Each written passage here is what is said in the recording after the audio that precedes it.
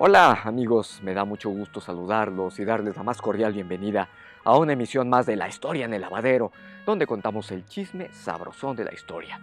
Si les gusta nuestro canal, pues les invito a que se suscriban, a que activen la campana de notificaciones para que nos puedan seguir en cada uno de nuestros nuevos videos y no dejen de invitar a más gente para que se traiga su detergente y se una a chismear con nosotros aquí en este lavadero comunitario. Quiero aprovechar para agradecer saludos y comentarios, pues como siempre Alfredo Bernades, un fiel seguidor de este programa, muchísimas gracias Alfredo y también por tus comentarios. A Verónica Hernández, en efecto, con relación a tu comentario del programa anterior, es que pues pareciera que no era el general Zaragoza, sino el gozo de Sara, Zaragoza.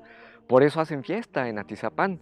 Si supieran cómo está la historia, pues creo que sería un poquito diferente. También agradezco a Domingo Tena, a Remy Moreno. Traigo pendiente un tema que me estás planteando por ahí en materia ambiental.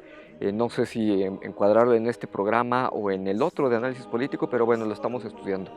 A mi querida Anilanda, muchísimas gracias. Gracias por seguirnos. A Vianed Almanza, a Paulo Cerezo, a Jordan Rentería, a Litzel Granados. Muchas gracias. Y a todos nuestros suscriptores y amigos por seguirnos y apoyarnos. Muchas gracias por su preferencia. Pues bueno, ya pasó una semana, pero pues traemos una agenda atrasada. Con el 2 de mayo para ser específicos. Pero teníamos la oportunidad del momento la semana anterior y pues era oportuno hablar de la batalla del 5 de mayo. Pero no podemos olvidar que en 2 de mayo también fue la muerte de Leonardo da Vinci, también fue cuando se rompió el sitio de Cuautla, y otro tema que es el que considero importante que abordemos el día de hoy, sobre lo que ocurrió en los primeros días de mayo de 1808 en España. Y por eso nuestro tema de hoy es la independencia de España, origen de la latinoamericana. ¿Por qué es importante? Bueno, pues porque si no lo sabían, parte de la arenga de don Miguel Hidalgo, que en realidad se llamaba Miguel Gregorio Antonio Ignacio Hidalgo y Costilla Gallaga Mandarte y Villaseñor, déjenme tomo aire. Bueno, pues este hombre en la madrugada del 16 de septiembre de 1810 jamás lanzó algún grito que dijera ¡Viva México! Bueno, México ni siquiera le pasó por la mente, sino que parte de la arenga lo que rezaba en realidad era ¡Viva Fernando VII! Sí, el rey de España. Por eso, Hidalgo no comenzó ninguna independencia de México, sino que continuó la lucha de independencia de España, en lo que ahora es México. Y es una lucha que habían comenzado por la vía civilizada, Francisco Primo de Verdad, con Juan Francisco Azcárate y Melchor de Talamantes, en septiembre de 1808 en la Ciudad de México. Lo que buscaban era tener una audiencia, una junta provisional independiente de la española, que bueno, pues estaban tomadas las cortes en España por los franceses Napoleón Bonaparte y su hermano Pepe Botella. Así es, el origen de la independencia de México y del resto de los países latinoamericanos no comenzó por un sueño ilustrado de emancipación, sino que fue el resultado de una lucha independentista que comenzó en Madrid en los primeros días del mes de mayo de 1808 y que se conoce como la Guerra de Independencia de España, para librarla del Imperio francés. Y eso mismo, la independencia de España de los franceses, era la que de verdad querían Azcárate, Talamantes, Allende, Ortiz, Aldama, Hidalgo, y en Sudamérica pues la que quería gente como Simón Bolívar, entre muchos otros. Lo que no quería era que los franceses estuvieran gobernando en España. No olvidemos que en América no había colonias, en lo que es ahora Latinoamérica no eran colonias, como las colonias inglesas o las colonias francesas o holandesas. En lo que es ahora Latinoamérica era un virreinato, todo era parte del mismo reino español, todo era misma parte del imperio, no eran colonias, eran virreinatos. Y lo que estaban tratando era defender el territorio y la integridad del imperio español. De manera que para entender la independencia de los países latinoamericanos, debemos comenzar por entender que su origen estuvo en la independencia de España. Y hoy vamos a desentrañar ese misterio que la historia oficial nos oculta. ¿Por qué hablar de independencia de España? ¿De quién tenía que independizarse España?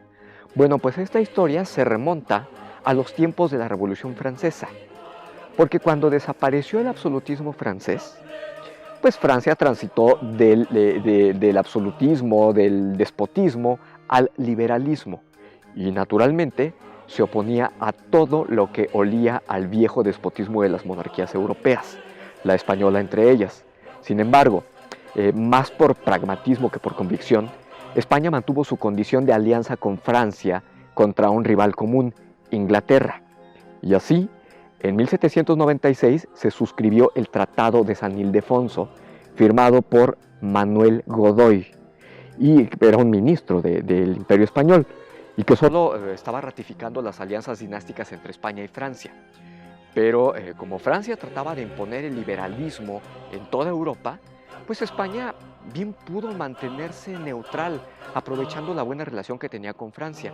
Pero Manuel Godoy cometió un error de cálculo político garrafal, porque prefirió la alianza con Francia en contra de los ingleses, y eso creó tensiones innecesarias entre España e Inglaterra, por lo que el título de Príncipe de la Paz que el rey Carlos IV de España le había dado a Godoy, pues terminó convirtiéndose en un desastre total.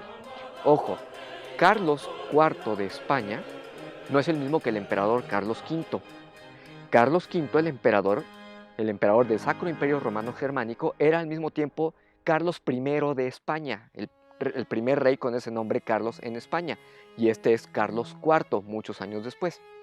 Bueno, las tensiones entre Francia e Inglaterra escalaron hasta el rompimiento del Tratado de Amiens en 1802, y el conflicto pues se volvió inevitable, hasta que llegamos al año de 1805, en que el conflicto armado pues llegó a la famosa batalla de Trafalgar, en la que Inglaterra derrotó a la alianza franco-española, y eso permitió a Inglaterra tener el pleno dominio de los mares, y la respuesta francesa fue un bloqueo comercial a Inglaterra que era aplicable a todos los países europeos. Todos debían cancelar el comercio con los ingleses. Sin embargo, Portugal no acató ese bloqueo y siguió comerciando con Inglaterra, lo que causó la ira de Napoleón, quien ya tenía todo el control de Francia y pues ya era prácticamente un imperio, y pues en esos tiempos se firma con España el Tratado de Fontainebleau de 1807. ¿Para qué? Para que Francia pudiera atravesar el territorio español y pudiera invadir Portugal. Y lo que pretendían en el tratado era, una vez invadido Portugal, partirlo en dos, darle el norte de Portugal a la princesa, a la infanta María Luisa, y el sur al propio Manuel Godoy para que se convirtiera en rey de ese territorio bajo la protección de Francia. A cambio, España debía permitir a las tropas francesas entrar al territorio español, atravesarlo, para poder llegar hasta Portugal desde los Pirineos. Pero incluso antes de que se firmara este tratado, las tropas francesas ya habían cruzado Bidasoa y estaban en España. Y a principios de 1808 también estaban entrando por Cataluña, en lo que se clarificaba que las intenciones de Napoleón eran invadir también España y apropiársela para repartirla entre sus familiares, ante una monarquía española que no estaba reaccionando frente a una invasión en toda la extensión de la palabra, y que la población de los españoles sí había notado. Incluso se dio un incidente de resistencia contra los franceses que concluyó con una batalla en donde por la fuerza Francia toma el castillo de Pamplona.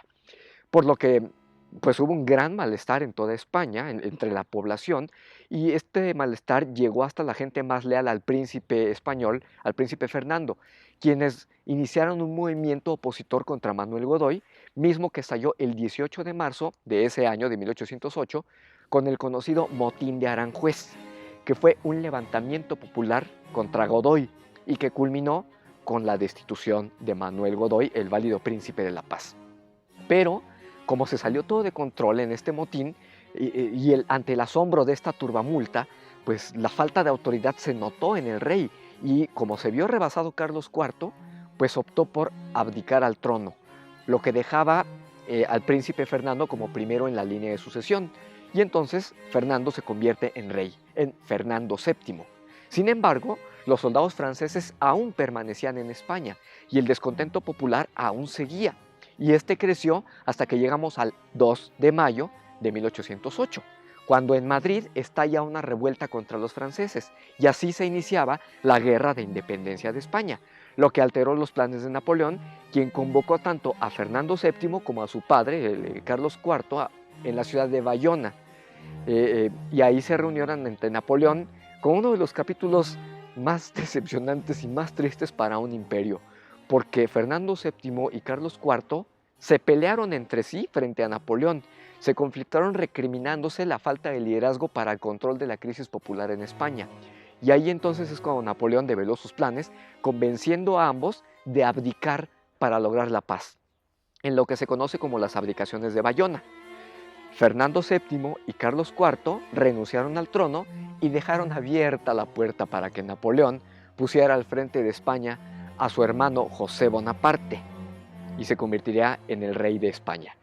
José Bonaparte fue mejor conocido como Pepe Botella. ¿Por qué?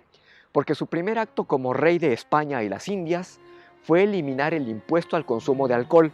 Además de que Pepe Botella era muy afecto a la bebida. Sabroso en el chisme, ¿no? Lo cierto es que José Bonaparte nunca pudo tener el pleno control de España y los españoles no reconocían más rey que Fernando VII. Y bueno, pues este rey estaba prácticamente secuestrado en Francia por Napoleón, de manera que la Guerra de Independencia Española continuó pues 1808, 1809 y así hasta 1813. Y pese a que José Bonaparte nunca gobernó cómodo, tuvo que estar librando combates en Andalucía, trataba de convencer a las cortes, nunca pudo salir triunfante de manera cabal. Sí ganó la batalla de Andalucía en 1810, pero nunca pudo gobernar con comodidad. Y lo que enfureció a la sociedad española fue la imposición de medidas liberales que anulaban a la sociedad estamentaria que había desde la vieja España medieval, por lo que el clero estaba en contra de Pepe Botella y pues este tampoco pudo convencer a los nobles españoles de aceptar la igualdad jurídica en las Cortes de Cádiz de 1812, que imponían una constitución liberal en una España acostumbrada al absolutismo.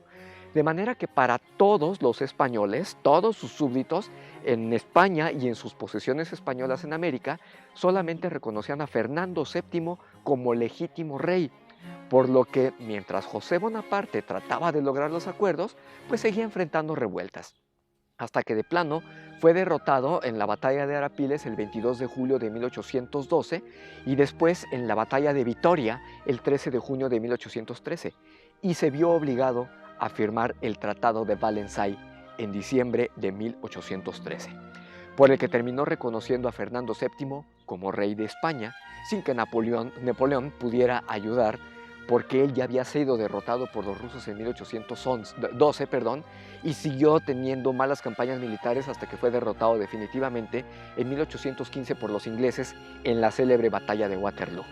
Con lo que, bueno, pues Fernando VII ya no tenía ningún obstáculo para quedar formalmente reinstalado, y con él pues se desconoció a la Constitución Liberal de Cádiz y se retornó al absolutismo tradicional.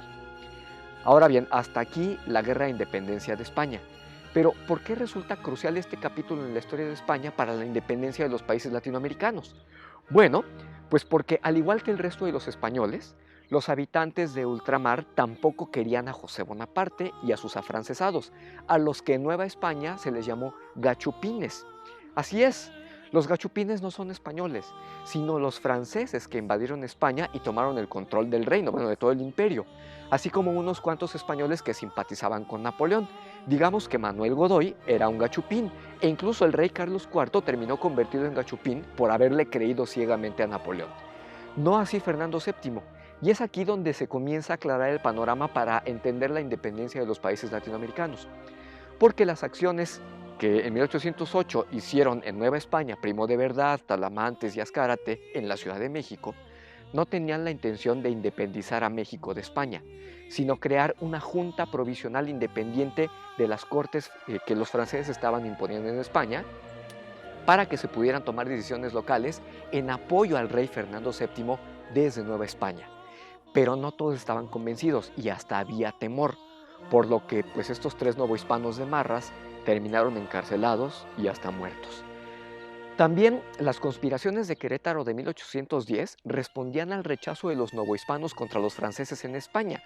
Por eso había militares de los dragones de la reina, así como funcionarios de la corona española, bueno, del virreinato, como Miguel Domínguez, el esposo de Josefa, y hasta curas como Miguel Hidalgo, quienes querían que España se independizara de Francia, no que México se independizara de España. Por eso Hidalgo gritó en la parroquia de Dolores: ¡Viva Fernando VII! De manera que el movimiento insurgente de 1810 es bien diferente a la instauración de la monarquía de Agustín de Iturbide y no tienen mucho que ver entre sí. De hecho, José María Morelos y Pavón, quien primero luchó en defensa de Fernando VII, fue el primero en ver la posibilidad de una república independiente de España en estas tierras, en lo que llamaban la América Mexicana. De hecho, entre ellos se concibió el nombre de México, le llamaron la América Mexicana. Y esto fue hasta septiembre de 1813, con los sentimientos de la nación, 3 meses antes de que Fernando VII recuperara el trono en España. Por eso continuó el movimiento de Morelos, porque ya era diferente, ya no era necesariamente apoyar a Fernando VII. Y obviamente, pues cuando Fernando VII restaura el absolutismo y la sociedad estamentaria, pues muchos insurgentes ya no simpatizaron con la lucha insurgente y prefirieron acogerse al indulto del rey, especialmente después de que Morelos fue fusilado. Y entonces pues, la insurgencia estuvo a punto de desaparecer. Ahora, entraron en el terreno de las especulaciones, y son especulaciones. Si Fernando VII hubiera salido de España para librarse de Napoleón, como lo hizo Juan VI de Portugal para no caer en manos de Bonaparte, pues no habría existido el movimiento insurgente. Habría llegado a América y los novohispanos y el resto de las posesiones americanas pues habrían apoyado a Fernando VII sin problema y no habría existido una lucha de independencia. De hecho, se habría reforzado la lucha contra los franceses y la lucha solamente se habría quedado en aspectos militares solamente en la península ibérica, mientras que el resto del continente americano pues estaría a salvo teniendo a su rey ahí con ellos. Por eso, la independencia de Brasil fue pacífica. Como huyó Juan VI y se fue a refugiar en Brasil, pues ahí se asentó el reino y pues después era más fácil lograr una negociación para que en un acuerdo pacífico pues Brasil fuera independiente de Portugal y tuviera su propio monarca, el hijo de Juan VI, Pedro I, por lo que Brasil es un país que se independiza de manera pacífica. Y a juzgar por la tendencia histórica de aquellos tiempos, obviamente, pues tenía mucho sentido que la independencia de las posesiones españolas en América pues tuviera un tránsito natural a las monarquías, puesto que tenían un condicionamiento cultural de 300 años de esa forma de organización sociopolítica, y por eso las repúblicas que terminaron creándose pues resultaban socialmente artificiales. Por eso nuestros países latinoamericanos no han podido salir de sus contradicciones y las simulaciones en las formas de gobernarse. Son repúblicas con presidentes que se comportan como reyes y los ciudadanos pues terminan pareciendo súbditos. Concluyendo, si la independencia de los países de América la atribuimos a Hidalgo, Morelos, Bolívar, O'Higgins, Sucre, Iturbide, pues en realidad la independencia se debe a una serie de circunstancias en Europa que crearon una carambola de 3 bandas, y lo que era la defensa del rey de España se convirtió en una oportunidad, por no decir oportunismo, para la ambición de poder de militares sin formación ilustrada que se apropiaron del gobierno de sus respectivos países, aprovechando un vacío de poder en España. Y este punto en particular es la causa del debate sociológico y de psicología social en América, porque las sociedades americanas estaban culturalmente condicionadas a las formas de la vieja España medieval, que había creado una forma de organización social estamentaria durante 300 años, es decir, 12 generaciones que vivieron, crecieron y murieron con una lógica social vertical que resultó incompatible con el planteamiento horizontal e igualitario de las repúblicas federales del modelo estadounidense. Por otra parte, la religión en el Imperio Español era la Iglesia Católica, y era vertical, donde los presbíteros estaban moralmente por encima del pueblo, de un pueblo lego, en tanto que la sociedad estadounidense tenía una lógica protestante, de origen calvinista, en donde era todo horizontal. Todos eran iguales ante los ojos de Dios, incluyendo a los ministros de culto. Por eso España tuvo tantos problemas contra el liberalismo y el clero. Los nobles rechazaron la igualdad jurídica del liberalismo francés. De igual manera, en América, el clero, los nobles, los militares, no eran capaces de concebir un mundo en que los superiores se volvieran iguales a los nativos, y menos a los negros, a los mulatos, a los ambos, a los altapatrás, a los tentenelaire, a los cambujos y a los mestizos, entre otro montón de castas.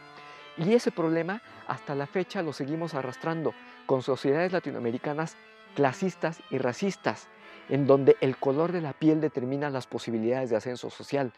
De manera que siempre ha habido un conflicto social por no poder superar las formas culturales virreinales que no empataban con la igualdad jurídica de las repúblicas ilustradas que traían los franceses y los fundadores de Estados Unidos. La diferencia entre España y Latinoamérica es que los peninsulares sí siguieron un proceso de resistencia cultural gradual que permitió coexistir a los diferentes, concediendo autonomía a sus regiones, lo que en América se entiende como la República de Indios y en Estados Unidos como las reservaciones. Ambas formas de organización que existen hasta nuestros días, tanto en en Latinoamérica hubo un punto de quiebre con sus independencias, porque se crearon distorsiones sociales y un fuerte choque cultural al imponer una igualdad social artificial que hasta la fecha no se ha podido superar. Pero todo esto comenzó porque España buscó independizarse de Francia hace 213 años, aunque en el camino perdiera sus posesiones en América, y todo comenzó por culpa del expansionismo francés. Desde luego que en Latinoamérica también hay lecciones que no hemos aprendido en 200 años y que ya va siendo tiempo de que aprendamos para poder salir de la mediocridad y la simulación con sistemas jurídicos que dicen el deber ser y que en las prácticas sociales verdaderas distan mucho de las leyes. Yo sé que no nos atrevemos a cambiar y romper paradigmas, pero si seguimos así, siempre seguiremos siendo el continente de las oportunidades perdidas. En fin, por lo pronto pues ya se nos acabó el detergente y con él nuestra emisión de hoy, que espero les haya gustado, la puedan compartir, se suscriban, activen la campana de notificaciones para recibir el aviso de nuestro próximo video y por supuesto hagan saber sus inquietudes en la caja de comentarios y propuestas temáticas. Y bueno, pues esto es todo por hoy de mi parte. Yo los espero el próximo domingo. Mañana les tenemos una sorpresita, así es que espérenla, amigos suscriptores. Pero bueno, el próximo domingo vamos a seguir montados en la misma fecha, en el 2 de mayo. Aquí sí, como en el relativismo de Einstein, detenemos el tiempo. ¿Por qué? Porque vamos a echar un buen chisme sobre el sitio de Cuautla. Así es que los espero el próximo domingo para chismear sobre este asunto muy interesante. Yo les deseo un excelente día y nos vemos la próxima aquí en La Historia en el Lavadero. Adiós.